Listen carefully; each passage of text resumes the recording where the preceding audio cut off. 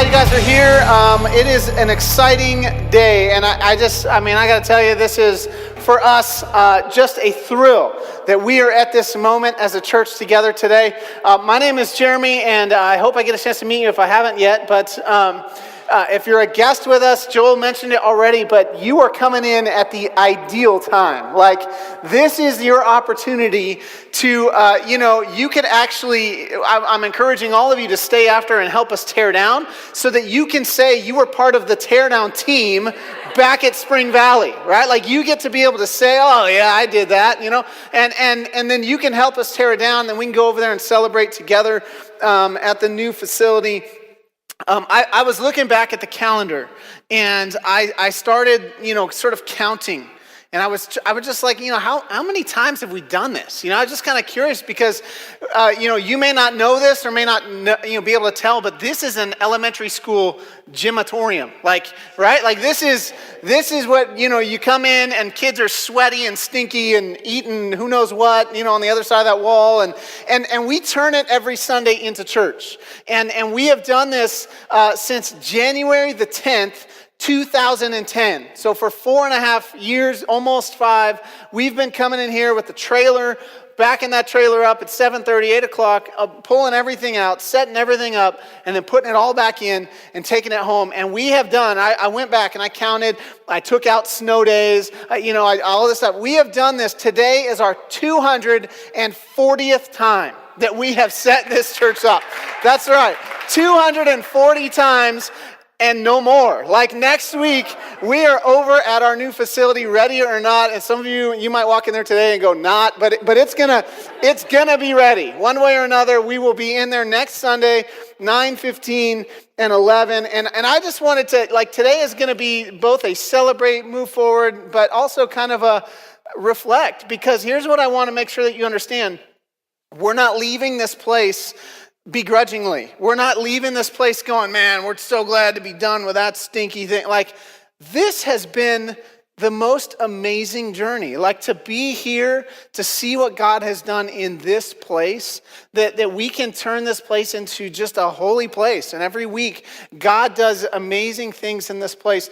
Our church, we learn to walk and crawl and everything that you learn right here in this space. I want to show you a couple pictures because they're hilarious.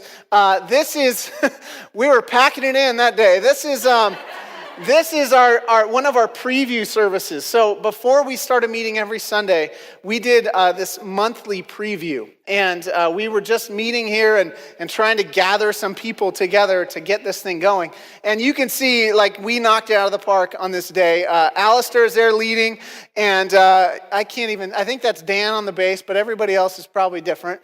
And we did this. You can see even the stage itself looks completely different than how we've done it now. We've just kind of grown up here.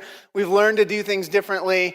We used to have all of the cords and everything running right down the middle of the room. I don't know whose brilliant idea that was, but probably mine. And now we're doing everything here differently. And then I want to show you, this is actually from the very first Sunday that we met here, when Sunday morning started on January the 10th, 2010. And, it was just so exciting. And I will never, ever forget that day. How many of you, I would just love to know, not a lot, but how many of you were here that day? There's a handful of you. That's right. I was going back looking through some pictures, and of course, the Vance family, Alistair and Liz, and the Van Faros were with us in our home before we ever got here, the Browns. But most of the pictures, you see this one really tall guy with sideburns. And it's Josh Grossman and Katie. And they showed up here the very first Sunday, and a handful of others. And it's just been so cool to see that grow and develop and begin to take off. And so what I want to do is I just want to sort of tie all this into the series that we've been doing called Move the Chains. And this series is all about how do we move forward? How do we keep progressing and keep growing and keep moving forward in all areas of our life and our faith and everything that we're doing? And so what I want to do today is I'm going to kind of recap and sort of, just combine everything that we've been talking about this morning and put it all into one. And so over the series, we started out a few weeks ago. We just talked about this idea of moving the chains. And just in football, they call moving the chains is just when you keep getting first downs, you keep progressing. And so for us, it was just, it's very rare that you have a long bomb, that you have the pass that gets you, to the end zone. It's usually 2 yards, 3 yards, get knocked back, get up again, keep going, and just keep going, keep progressing, keep moving the chains.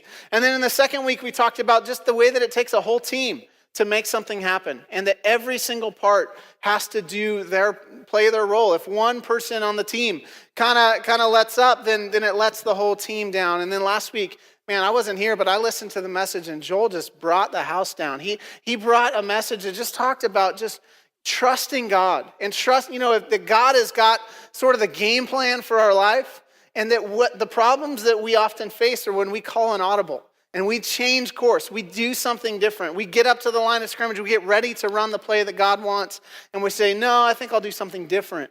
And we end up in these messes a lot, and just learning to trust God through all of that. And so as I was thinking about that, and I've been thinking about this series for a while, one of the things that just struck me is on a day when we're celebrating what God has done, on a day when we're celebrating it, it really has been a spectacular moment for us as a church, a big play, right? I mean, this is a big thing that God is doing in our life and in the life of our church. I just realized that for a long time, I have been sort of one of those people who looks across at someone else and goes, God, how come they're getting that? Or how come they're doing that? Or how come their life seems to be going so well?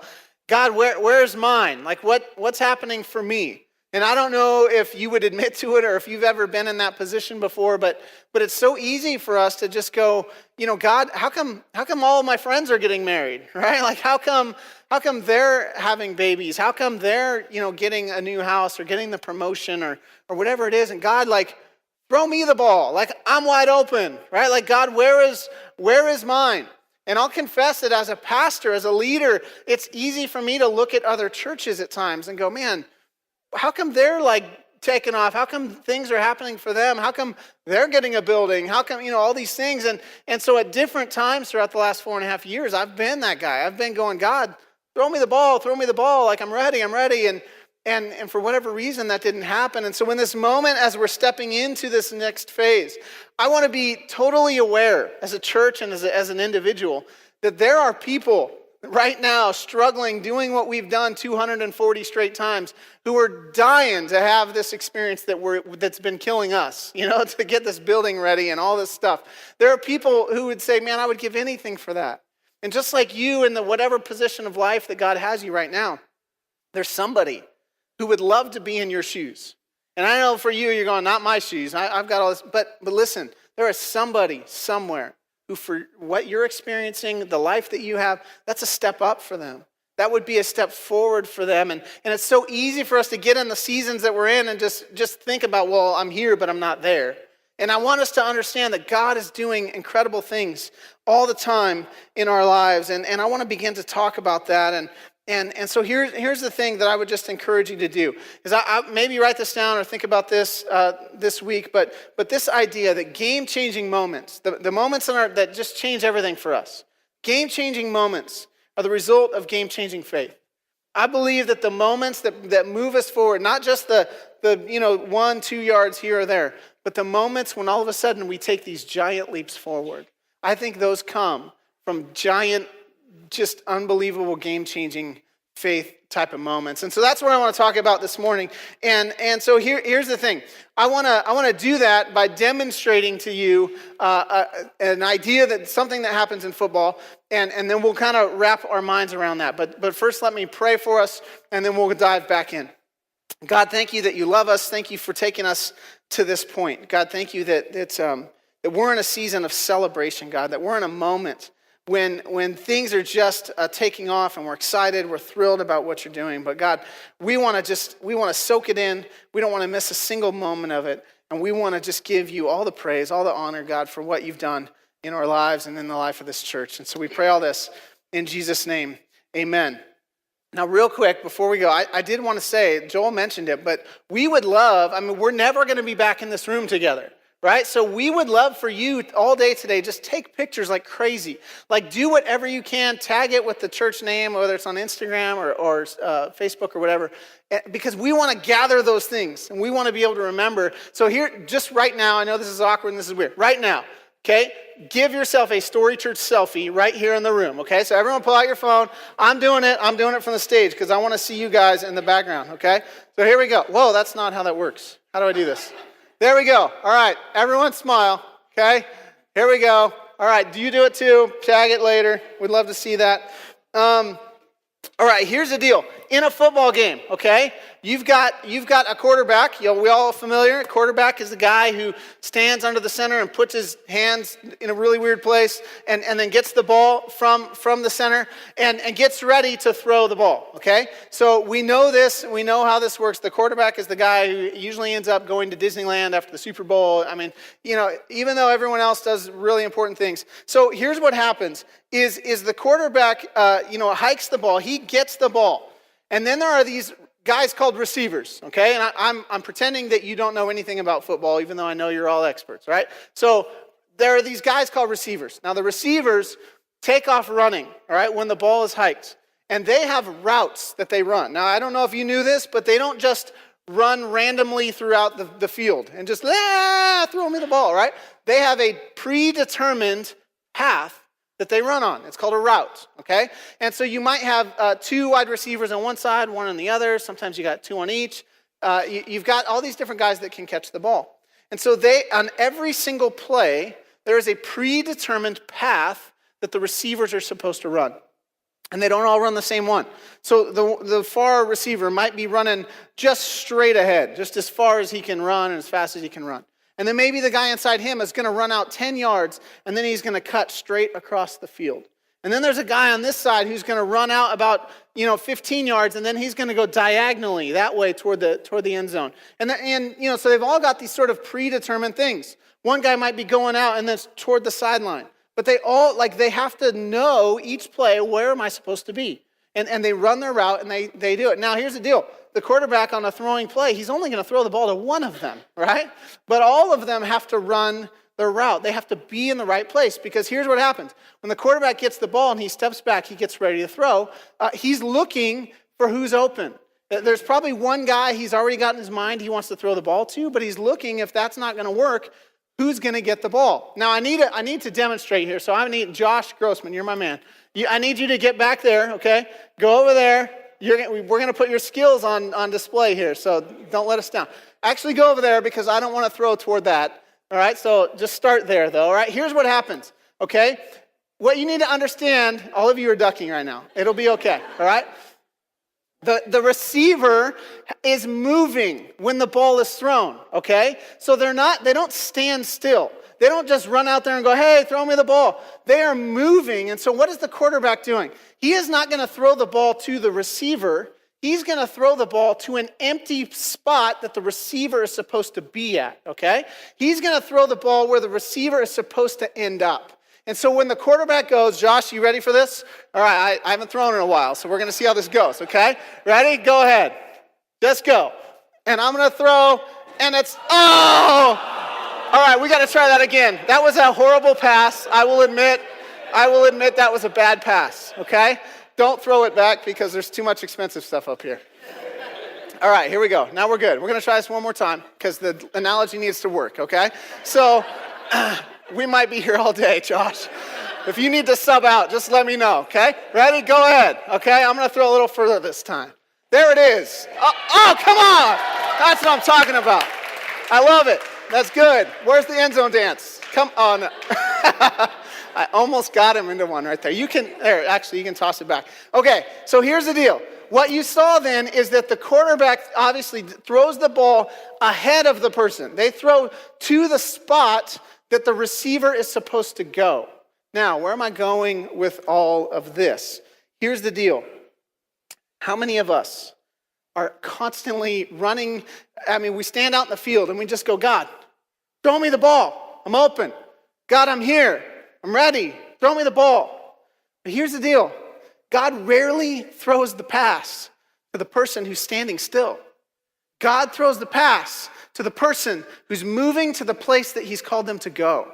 They're running their route. They're on the predetermined path that God has set out for them, and they're going and they're heading that direction, and it's only when they get to the spot are they ready to receive the ball.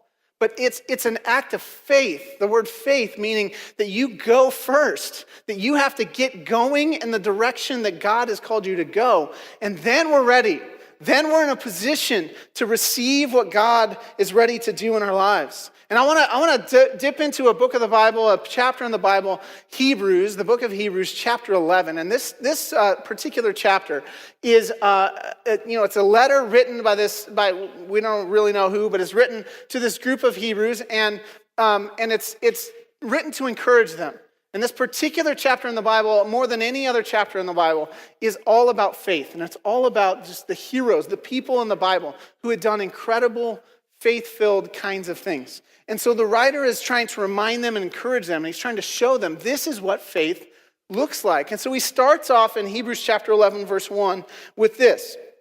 He says, "Now faith is confidence in what we hope for and assurance about what we do not see."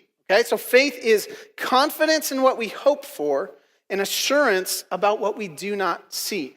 So the whole idea with faith is that there is this unknown element. There is this unseen, this not yet present kind of thing that's going on when we take a step of faith. There is this just dependence, this hope, and this assurance that it's going to be there, right? When Josh starts running, his assurance is, someone's going to get me the ball. Like, it's going to be there when I get ready. A lot of times in a game, the receivers don't even look until they've gotten to the place where they're supposed to go. So sometimes you'll see them take off running, and they run their route, and they turn, and as soon as they turn, boom, they catch the ball. Like, it's there. And if they didn't turn, it would hit them in the head. You know what I mean? But they can't be running the whole time looking, because they will get outrun by the defense. They'll get beat. And so they just run, they get to where they're supposed to go, and they look, and boom, they catch the ball, and they keep going in stride. And so what happens for you and me is there is this part of faith that says it's confidence in what we hope for. It's assurance about things not yet seen. It's this God, I'm just trusting. You're going to come through.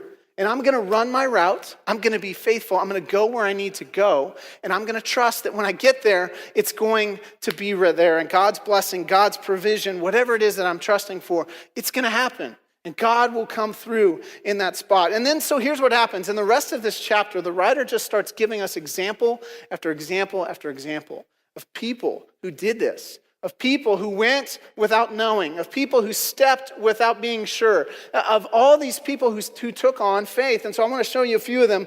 In verse 7, for example, it says, "It was by faith that Noah built a large boat to save his family from the flood. He obeyed God, who warned him about things that had never happened before." Now, imagine, we don't have time to go into the whole story, but you're out in the middle of a desert building a giant boat, right? No water in sight. This is kind of crazy, right? And so God is telling him, this is what's going to happen, so go ahead and prepare. And in faith, Noah does it. Noah takes the step, and he moves forward. He begins to build a boat, right? He's got a cruise ship in the middle of the Sahara, right? What are you doing? But this is what in faith, he goes. And then the next verse, it talks about Abraham. It says, "By faith, Abraham, when called to go to a place he would later receive as his inheritance, obeyed and went, even though he didn't know where he was going." So God said, "Abraham, I've got a future home for you. Just start heading that direction." And Abraham just does it. He packs up the house and he goes. He has no idea where he's going to end up or how far he's going or any of that. He just goes. And it says that God provides for him. And then after showing these examples and several others, it says this beginning in verse 13. It says, "All these people were still living by faith when they died. They didn't receive the things promised. They only saw them and welcomed them from a distance, admitting that they were foreigners and strangers on earth." People who say such things show that they are looking for a country of their own. If they had been thinking of the country they had left, they would have had opportunity to return. Instead, they were longing for a better country, a heavenly one. Therefore, God is not ashamed to be called their God, for he's prepared a city for them. What is this saying? It's saying, listen, all these people, they had one thing in common. They stepped in faith. They went forward. They looked ahead. They ran their routes. They got on a path and they said, this is where I'm supposed to go. I don't know how this is going to end up. I don't know if there's someone out there who's going to tackle me. I don't know what's going on. I just know that I need to get on this route and I need to go and I need to be in the place where God is going to have me be so that I can be ready when he needs me. And then it just keeps going. It keeps going with example after example. It starts with this guy Isaac. It says, by faith Isaac blessed Jacob and Esau in regard to their future. So you have Abraham. His son is Isaac. His son is Jacob and Esau. And so Isaac is this like father of nations. And he blesses his sons, not about what's going on right now, but about their future. And he begins to speak over them about their future, about what's to come. And so, Isaac is looking forward. He's going, there's a path, there's a predetermined route. We need to be on that route because someday God's going to come through. Someday God is going to bless. Someday God is going to provide, and we've got to get going in that direction. And then Joseph in verse 22, by faith Joseph, when his end was near, he spoke about the exodus of the Israelites from Egypt. And he gave instructions concerning the burial of his bones. So here's this guy Joseph, who is one of the sons of Jacob, and it ends up that he ends up in power in Egypt, and he's there, and we just did a series this summer called Promised Land, talking about this Exodus, all these Israelites that left Egypt. But Joseph is hundreds of years before that. And Joseph is already going, someday God is going to rescue our people and move us out of here. And when he does, take my bones with you, because I want to be in that land wherever God blesses us. And Joseph is saying right now, 200 years, 300 years before, he's saying, listen, take me with you, because someday God is going to come through. Someday you're going to run that route, you're going to look up, and God's going to bless you, and he's going to rescue. And he's going to redeem. Just keep going. And so Joseph, in faith, just challenges them and tells them, stay on your route. And then in verse 23, Moses, it says, by faith, Moses' parents hid him for 3 months after he was born because they saw he was no ordinary child and they were not afraid of the king's edict. So Moses, if you don't know the story, he's born into a time in Egypt when all the Israelites are starting to multiply like crazy, and the Pharaoh, the king of Egypt, is starting to get worried that if these people smarten up, they're going to outnumber us, they're going to overthrow us. And so his plan is, let's just kill all the baby boys and we'll wipe out this group, or at least slowed them down. And Moses' parents in faith say, nope, not our boy, right? And they hide him because they say, what? He's no ordinary child. They have this sense of their child, he's going to do something. He's going to be something. There is something, he's no ordinary child. Now, parents, what if we spoke that kind of future over our kids? What if we said about our kids, your kid over there picking their nose in right field, that's fine. My kid, he's no ordinary child, right? We are like this, there's a blessing over my kids. They're going to do something. Now, what if you begin to speak that over your kids as parents, and you just had the sense of their future, of their calling, of their purpose, of where God is going to take them? And you just challenge them and you push them and you encourage them and you love them and you demonstrated grace and mercy to them because you're saying this is no ordinary child. God is going to do something phenomenal through this person. And it's a step of faith. It's faith. I don't yet see it. I don't yet know it. I'm not sure how or what it's going to look like. But this kid is going to do something great for God. And I'm going to believe it, and I'm going to trust it. I'm going to pray for it, and I'm going to move forward in that direction because that's where I think God is leading. And then as Moses grows older, in verse 27, it says, by faith, Moses left Egypt. Not fearing the king's anger, he persevered because he saw him who is invisible. I love that line. Moses isn't afraid of Pharaoh. He's not afraid of all this stuff because it says, he's ready to lead all the people out of Israel. Why? Because he saw the one who is invisible. I mean, if that's not faith, he is seeing what is not seen. He is able to visualize and understand the God who is unseen, the God who I'm not even sure what's going on, but this God has led me and he's telling me to lead this people out of here. And so Moses, in faith, does it because he can see, he can visualize, he can understand the God who is invisible. And then based on all of this, and this chapter is just full of them, there's all this one that says, I don't even have time. In the writings it says, I don't have time to list everybody, including, but then it goes on and lists a bunch of them. But it's like there's all these people who did these incredible things without knowing, without seeing, without understanding. They just went ahead and they did it. And then chapter 12 begins with this. It says, therefore. So based on all of that, the collection of all of these examples, since we're surrounded by such a great cloud of witnesses, let us throw off everything that hinders and the sin that so easily entangles, and let us run with perseverance the race marked out for us. I love that. And again, in our football thing, like you imagine the receiver on the line, and it's like, listen, let us throw off everything that hinders and the sin that easily entangles. Like, get past the defense, right? Whatever's trying to stop you, whatever's trying to get in your way, whatever's trying to slow you down, let's get past that and all that stuff that easily stops us, easily entangles us. Let's keep moving and let's run with perseverance the routes. Run what God has put in front of you. Run in the way that God has called you to run. Run your route. Be faithful. Don't get up to the line like Joel said and call an audible and decide, well, I know I'm supposed to run that direction, but I'm going to go that way. It doesn't work. Run your route. Be in the position where you need to be so that God can deliver in the way that he wants to deliver. We have to be the ones who take the initiative to go to where we want to be. In faith, believing. Some of you in this room have been praying and trusting God for a spouse at some point. Or heck, a date, right? You're just like, come on, God, right? Where is it? And listen, run your route. Be faithful to what God has called you to be and to do. Because when they walk in the door, if you're not in the position to receive what God is giving you, you'll miss out. And I've seen this so many times in different ways. One, I've seen it where I see them running their route. I see them doing what they're supposed to do. They're growing. They're beginning to experience God in new ways. They're trusting him in faith. And then they come along to somebody and they're like, oh, but he's cute. And all of a sudden, bam, stopped in their tracks. They got blindsided, right? And they end up off their route. They end up just stuck and standing still because the person that they attach themselves to is standing still instead of moving forward. And they come up to that person and they just tie their life to them and suddenly they're stuck. Or I've seen it other ways where someone themselves is standing still and they're praying for God to do something big and someone comes in the door who is amazing and they're growing and they're just, everything that person wants. And they tie their lives together, but it doesn't take very long until that person is outpacing them.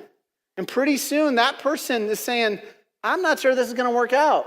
Because they want to keep going. They're progressing, they're moving, they're growing, they're experiencing things, and you are standing still. And you're like, I don't know. But here's what we got to do. We got to get on our routes. We got to run our routes. We got to prepare. We got to be ready for when God blesses that we're in the right position to receive it. Some of you, for you, it's financially, where you're just saying, God, I've been praying for a blessing. I've been praying that you would provide. And yet, you're not running the route financially that God would have you run. Like maybe instead of, doing what God has called you to do with your money, being faithful with it, right? Paying what you need to pay, when you need to pay it, being generous with it, understanding that everything that God put into your hands is his, and ultimately you can hold it with an open hand and you can give wherever you need to give. Some of us, we take those things and we just say, nope, I'm going to go a different direction. And we suffer the consequences of it. And frankly, it's like God's like, I want to bless you. I want to give to you. I want to do things for you, but you're not running in the direction I need you to run. And so until you get that straight, until you get that ready, maybe God is saying, not yet, not yet. He wants you to move forward. He wants you to do the things that he wants you to do. Now, with a pass, you saw a second ago, there is a moment between when the quarterback releases the ball and when the receiver catches it, right? Like depending on the distance. And that's the hang time.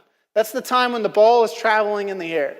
Now, here's the thing that I believe for some of you. Some of you, the blessing, the prayer that you have, that you've been asking God for, the pass has already been released. And I believe for some of you, you're in the middle of a hang time. And maybe it's like it's there, it's on the way, and you just need to keep going. You just need to make sure you're there because it's on the way already. God has already launched it and you don't even know it. Like maybe your head is still down, you're still running. Keep doing that. Do what you got to do. Do what God has called you to do. But I promise you that it will come. And for some of you, that the ball is already in the air. And here would be the tragedy, is that you are running your route. You're 5 feet from turning and seeing and receiving the ball. And suddenly you stop. Suddenly you change course. Suddenly you decide to do something. Suddenly you allow a defender to get in front of you. And you miss it. And you're right on the cusp, and then the ball hits the ground because you're not there. You're not in position. And I just want to believe with you and believe for you that for some of you, the thing that you're praying and the thing that you're asking God for, it's right there.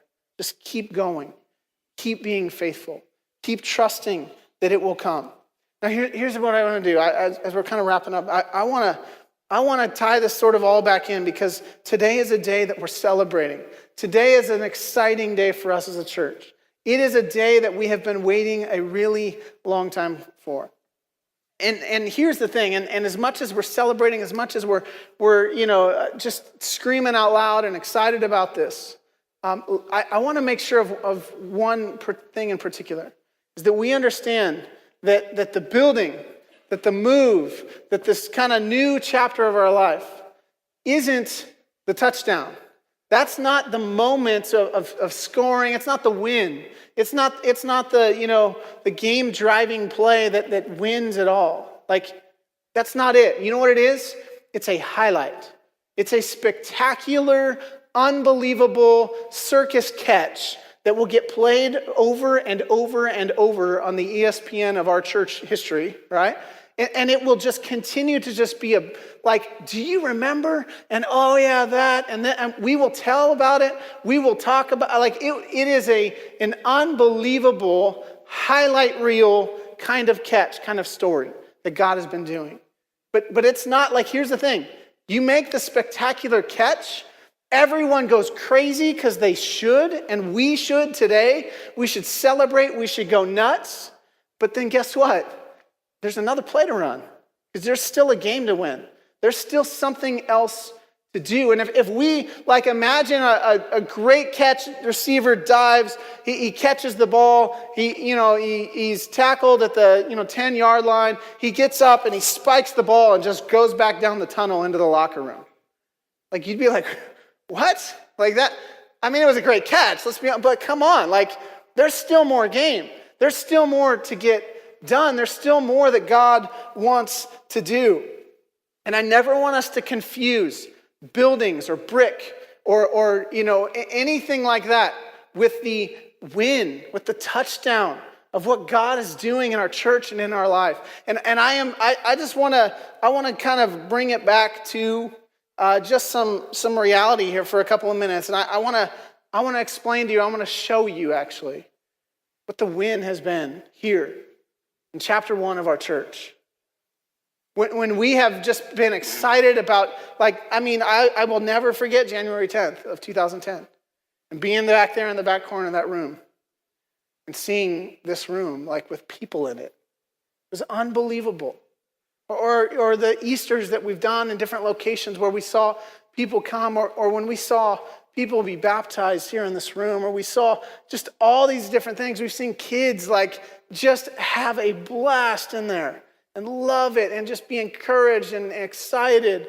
We've seen volunteers grow and develop into incredible leaders. I want to show you a couple of these because this is just so important for me. The first one here, you'll recognize this guy a little bit. Doesn't have the beard.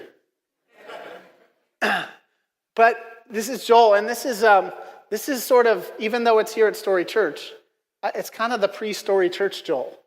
This is the Joel who would sit somewhere right over here, and he would come in, and when he first showed up, he's told his story a few times here, but his life was a wreck. And he was far from God and really just broken in so many ways. And last Sunday, Joel stood right here and taught. that's a win. That's a touchdown. Like, let's not confuse a building with that. That is a life that is forever changed. A building will someday get demolished. But this right here, this person whose life is changed, whose marriage is now changed, who someday soon will be a father who will be different, like, that is a touchdown. That is a game win. I've got more. I could probably go all day. This is Ty. She's in here. I saw her. She's back there. Ty, I mean, her story, you need to ask her, but it's incredible. And to see her heart, to see the way that she has grown, to see her passion for the Word of God as she studies, as she reads, and to see her heart as like, I mean, she know, like, and don't laugh, I mean, this isn't a joke, like she literally knows the names of like people, everyone all over town who are like living under bridges and things. Like, Ty can't get enough of being the hands and feet of Jesus wherever she goes. And that's a life that's changed. This is her right after her baptism at the lake nearby. Or this next one. This is Nathan Vance. And you know, I love that we've got these students coming up, these young people who are getting it, who are on board. You guys need to know, I mean, he's at home sick today, but Nathan has single-handedly basically set up the entire kids ministry for like 3 years. Like he's like 13, something like that. And he just owns it. Like he is an unbelievable up-and-coming leader in our church. And I have no doubt that Nathan is going to knock it out of the park. He's going to do something incredible. That is no ordinary child. And these are the things that we're seeing in our church. Or this one. This is Amy. And some of you heard Amy's story. And Amy was just bouncing from relationship to relationship to relationship and just really searching for life, searching for hope. And had her life change. What you don't maybe know, Amy is my sister-in-law. She's also the only person we knew when we moved here to start this church. Like, if it wasn't for Amy, we wouldn't be here. And yet, Amy's life was a mess. Today, she loves Jesus, following him. She married an incredible man. And it's just so cool. Like, that's the touchdown. That's the win. A building, let's celebrate it. It's a spectacular highlight reel catch. But this is the touchdown. This is the win. Or this next one. This is Chris. One of my favorite pictures of all time. Unbelievable. When Chris came into our church, I mean, he'll tell you he was done with church, he was done with God, he was done with all kinds of things. And it came in one Christmas Eve, the music like kept him coming. He loved it. And he just kept coming and over time has just transformed himself, his life. I've watched him grow as a leader in his company and watched him pour himself into other people. He's just become so invested here in our church. Just done incredible, incredible things. And that's the win. That's the touchdown, right? Or this one. This is Larissa, and she's not here today. I wish she was. But Larissa, came, got invited on an Easter, and had her life transformed. She committed. She came to the series that we were doing based on Back to the Future, which was awesome, and she loved it, and she just stuck, and she kept going through it, and just had her life change, and then was baptized here and is now one of our young leaders growing in our church who is just, it's unbelievable to watch her. And she's got, like, there are certain Sundays she'll be here and there's like an entire row of people that she has brought from like her gym that she just keeps bringing because she has experienced transformation in her life that just is contagious. And that's a win. That's the touchdown. Or this one. This is one of our young kids from the Jernigan family. This is Victoria. Is just it's so cool to see these young kids and they grow and they love Jesus and they want to follow him and they're like, I want to be baptized. Why can't I be baptized? And they jump in, they go for it. And the band's going to come lead us. And guys, I want you to understand that this could go on, and it's going to go on a little bit more. Let me show you a couple more here as they're coming. This is just an incredible story. This is Allison. And for some of you, someone came like last week or 2 weeks ago and saw Allison and was like, you're on the website. Like, she's like famous. And Allison is a single mom who came in and was invited by someone here in our church, was really experiencing some tough times and has just found a family here. And her kids are just the most beautiful kids in the world. And they, they're friends with my kids, so I love them even more. And they hang out, and it's just an incredible story to see what God has done. I mean, that's a touchdown. That is a win. Or this one.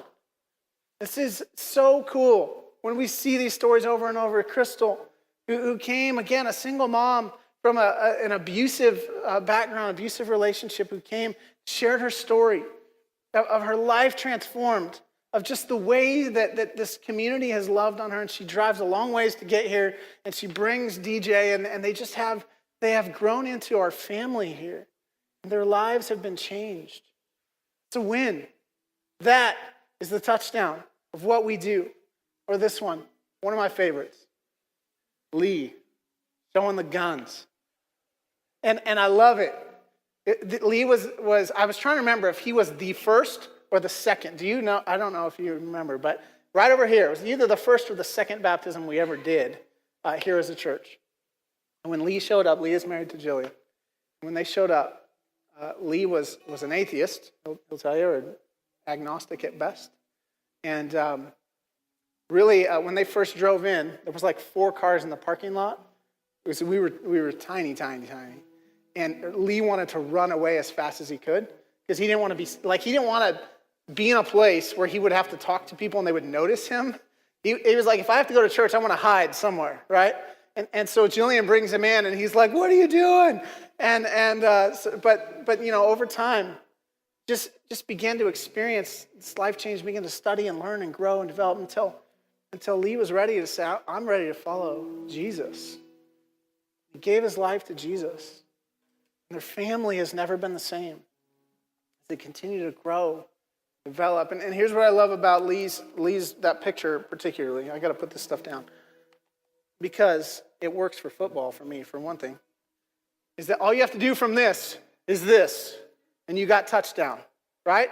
In a game, when you're, the referees signal, did the ball go across the line or not? They raise their arms like this. That means yes, touchdown, score. And so here's what I just want us to understand. We're going to go from this place today, and we're going to go over to our building, and we're going to celebrate like crazy because we should. Because it was a spectacular, crazy circus catch that God did to bring us into a new place and a new chapter. But this right here, touchdown. Touchdown. And every step forward for our church will require more and more faith for us until we see that happening on a weekly basis, where lives are being transformed, marriages are being healed, families are being put back together, children are being mentored. This is the dream. People around the world are receiving clean water because a community like ours is developing wells throughout the world. That lives are being changed. That's the touchdown, that's the win, and that's what we will celebrate forever in our church. As long as I'm here, and as long as it's called Story Church, this is who we are. And I just want you to understand, I can't wait for chapter 2. But let's understand what God has done here, in this place, in this moment, here for 240 straight weeks. God has grown us. We have seen touchdown after touchdown after touchdown. It's not over. We just transitioned. We just moved from the CBL, or is that what it's called? Canadian League. We're going to the NFL now. We're stepping up. We're going to a new level. But it's still the same game. And it's still the same thing that we're trying to accomplish. Guys, let me pray over you. Lord, thank you for all that you have done here in this place. God, we consider this gym a holy place. We think of lives that were changed, of people who gave their life to you right here, of people who demonstrated faith to you right here. God, in this place, in this building, in this school, in this part of the city, God, you have shown up in huge ways, Sunday after Sunday after Sunday. And so, God, we celebrate all of that. We can't imagine what's next, God. And we take this, not leaving this as some kind of a good riddance moment, but we stand on this as our foundation, as the place where you began to move and teach us and stretch us and call us to greater things. And so God, may we now as a church get on the line and run our route and continue to go to the places where you want to throw us a ball, throw us a pass, so we can continue to move forward and experience the things that you would have for us. God, I'm so thankful for this church. I'm thankful for each person, the way that they have given and served and poured their life out in this place. May this school and this building and this place be forever blessed because a church met here. Because people who love Jesus gathered together here to hear from you, to trust you, and to follow you. And may we forever look back at this place with fondness, with a sense of gratitude of all that you've done. We pray this in Jesus' name. Amen.